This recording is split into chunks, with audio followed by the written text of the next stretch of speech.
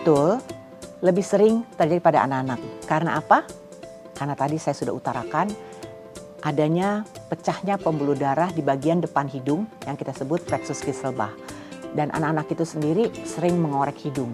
Atau misalnya dia ada alergi. Alergi yang menyebabkan dia sering bersin, hidungnya tersumbat. Dan kemudian juga ini yang perlu edukasi oleh orang tua. Jangan anak-anak itu sering mengorek hidungnya dengan menggunakan tangannya.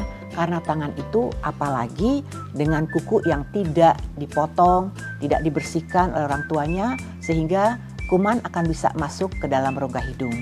Dan juga biasanya juga karena terjadi kelainan bagian depan hidung yang itu saya sebut tadi, ya, dan lain. Bisa juga mimisan itu terjadi pada orang tua, orang dewasa. Karena apa? Ada kelainan hipertensi, tekanan darah yang tinggi. Biasanya seperti saya sebutkan tadi, hipertensi itu pendarahan pada orang tua itu biasanya terjadi di bagian belakang hidung. Dan biasanya karena ada pecahnya pembuluh darah yang kita sebut sphenopalatina dan arteri ethmoid. Dan biasanya pada orang dewasa ini harus dilakukan terapi yang lebih serius dan mungkin saja perlu perawatan. Tentu, kalau kita mau mengobati sesuatu, kita harus cari tahu penyebabnya. Yang penting, pada saat mimisan, posisi tubuh kita tetap harus tegak. Tidak boleh tiduran. Karena apa? Kalau tiduran, perdarahan itu akan mengalir dan masuk ke saluran pernapasan.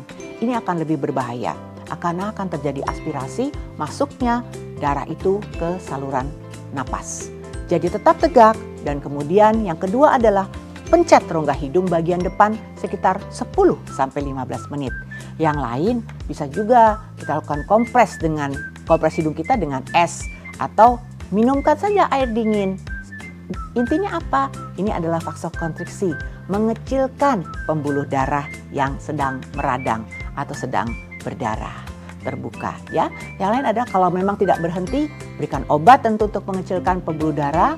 Biasanya kita oles obat yang misalnya oxymetazoline topikal, ya. Topikal itu kita oles di rongga hidung dan kemudian bisa saja kalau tidak berhenti juga kita bakar. Kita bakar bisa dengan bahan-bahan kimiawi, ya. Kemudian atau kita tempelkan bagian yang perdarahan itu dengan electric cauter, ya. Dan kemudian apa? Kalau tidak berhenti juga, ya tentu dong harus diberikan tampon hidung. Tampon itu dimasukkan suatu penyerap darah ke dalam rongga hidung di bagian rongga hidung yang berdarah, misalnya rongga hidung kiri atau rongga hidung kanan.